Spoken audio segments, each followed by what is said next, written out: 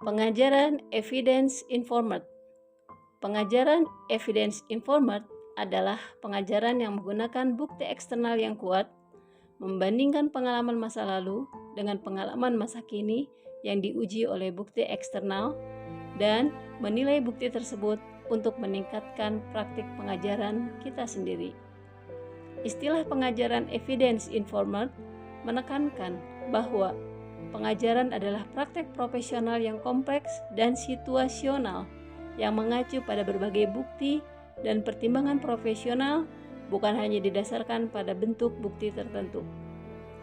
Pada sekolah inklusif, ada 10 strategi di dalam pengajaran Evidence Informed.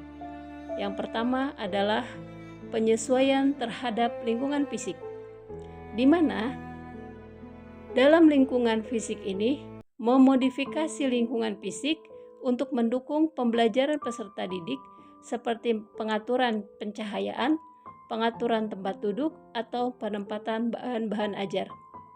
Yang kedua, pembelajaran kooperatif.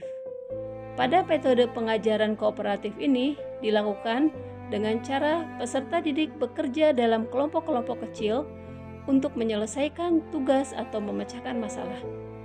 Yang ketiga adalah tutor sebaya. Di dalam tutor sebaya, strategi pengajaran dengan peserta didik yang lebih berpengetahuan membantu peserta didik yang kurang berpengetahuan untuk mempelajari konsep atau keterampilan baru. Yang keempat adalah pengajaran langsung, di mana pendekatannya berpusat pada pendidik, di mana instruktur menyajikan informasi dan keterampilan baru kepada peserta didik, seringkali melalui ceramah dan demonstrasi. Yang kelima, prompts. Prompts adalah isyarat verbal atau visual yang memandu peserta didik menuju respon yang benar atau perilaku yang diinginkan. Yang keenam adalah scaffolding. Scaffolding adalah memberikan dukungan sementara kepada peserta didik untuk membantu mereka maju menuju pembelajaran mandiri dan pemecahan masalah. Yang ketujuh adalah pengajaran bersama. Dalam pengajaran bersama, dua pendidik atau lebih berkolaborasi untuk merencanakan, meninstruksikan, dan menilai sekelompok peserta didik. Selanjutnya, yang ke-8 adalah metakognisi dan regulasi diri, di mana merupakan kemampuan untuk memahami dan mengatur proses berpikir dan strategi belajar sendiri. Kemudian yang selanjutnya adalah pendekatan pembelajaran yang disesuaikan. Dalam hal ini, pendekatan yang dimaksud adalah menyesuaikan instruksi, konten, dan lingkungan belajar untuk memenuhi kebutuhan dan preferensi unik setiap peserta didik. Dan yang terakhir adalah teknologi asistif, merupakan alat atau teknologi yang membantu peserta didik dengan disabilitas untuk mengakses kurikulum dan berpartisipasi lebih penuh dalam pembelajaran di dalam sekolah inklusi. Nah, itu adalah macam-macam strategi pengajaran evidence informed yang dapat kita gunakan pada sekolah inklusif. Terima kasih. Strategi pembelajaran evidence informed yang telah dilaksanakan di kelas saya adalah strategi pembelajaran kooperatif dan tutor sebaya. Pada strategi pembelajaran kooperatif, peserta didik dikelompokkan dengan kemampuan yang beragam di antara masing-masing kelompok, di mana satu kelompok terdiri atas 4-5 orang. Di dalam pembelajaran kooperatif, kelompok-kelompok tersebut diberi tugas yang harus diselesaikan oleh kelompok mereka. Pada hal ini yang dilihat adalah kerjasama untuk mencapai tujuan bersama. Tentu saja dalam hal ini peserta didik harus diberi peran yang jelas dan spesifik untuk dilakukan dalam kelompok kecil tersebut.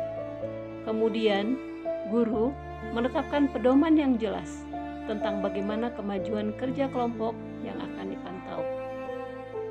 Elemen-elemen kunci dalam pembelajaran kooperatif, yang pertama, ada sekelompok kecil peserta didik yang bekerja bersama di mana di dalam kelompok ini diupayakan untuk dapat membantu satu sama lain dalam belajar. Tentu dalam hal ini peserta didik menggunakan kekuatan dan kemampuan mereka untuk membantu satu sama lain. Peserta didik juga dapat melakukan evaluasi kelompok, di mana pada evaluasi kelompok ini mereka akan menilai hasil dari kerja kelompok mereka. Dan tentu saja guru memberikan penghargaan yang didasarkan pada perubahan kinerja yang dilakukan oleh individu-individu dalam kelompok tersebut.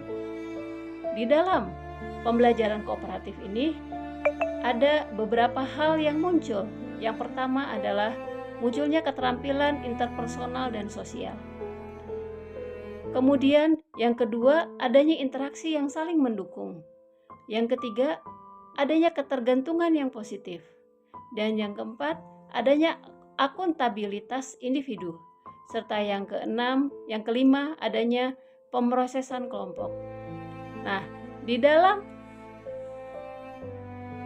pembelajaran kooperatif ini tentu sangat baik dilakukan karena masing-masing kemampuan peserta didik tentu tidak sama. Ada peserta didik yang mempunyai hambatan belajar tertentu. Ada peserta didik yang mampu. Ada peserta didik yang dapat memahami pelajaran dengan baik. Maka dalam kerjasama kelompok ini dilakukan kerjasama yang baik dan kooperatif sehingga menghasilkan hasil yang sesuai. Guru juga dapat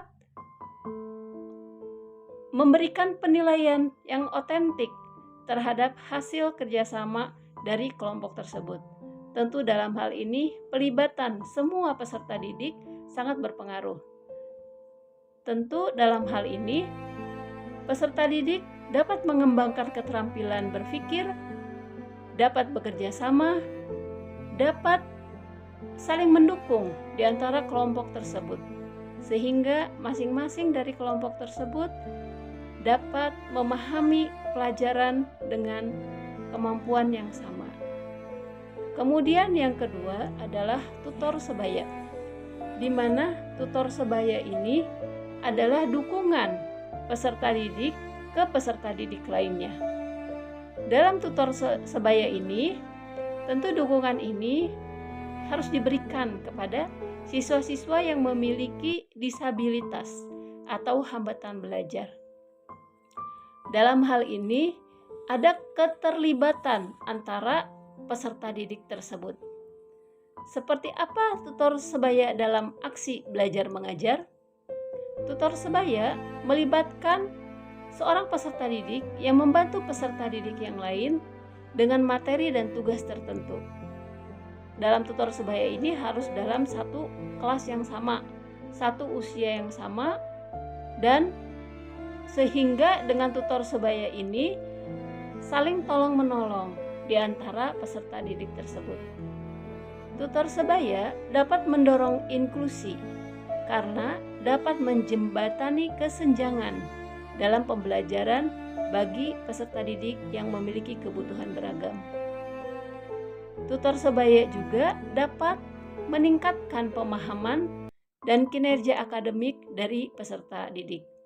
Kemudian, tutor sebaya juga dapat meningkatkan keterampilan sosial yang membuat peserta didik merasa diikutsertakan dan terhubung antara satu sama lain.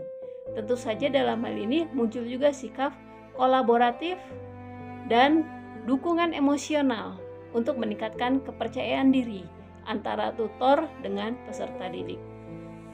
Dalam hal ini, tantangan dalam menggunakan tutor sebaya biasanya karena terbatas topik-topiknya sehingga memerlukan adanya dukungan untuk meminimalisir konflik, persaingan, dan kurang kolaborasi di antara teman sebayanya itu. Sehingga harus dicari teman yang cocok atau teman yang secara sadar mau memberi bantuan kepada teman-temannya yang memiliki disabilitas atau hambatan belajar. Demikian yang bisa saya sampaikan mengenai strategi pengajaran evidence informed. Terima kasih.